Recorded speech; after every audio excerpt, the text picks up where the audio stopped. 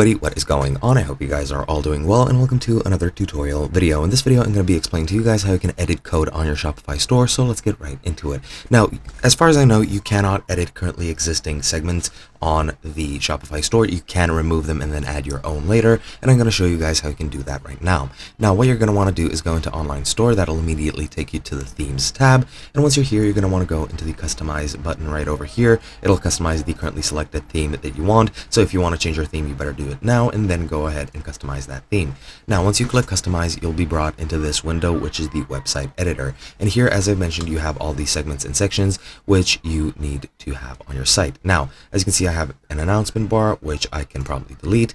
And as you can see now, that is missing. However, the header is something that I cannot delete because it is needed in every site. Image banner, I can delete, so I'm just going to do that.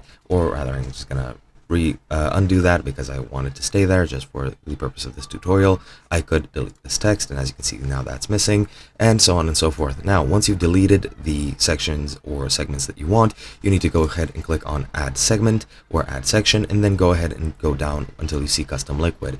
Add that, and then once that's added, you'll have the liquid code over here to the right, and that is where you'll enter your HTML code to add a new segment on your site, and that's all you need to do. Hope you guys enjoyed, and I'll be seeing you guys in another video.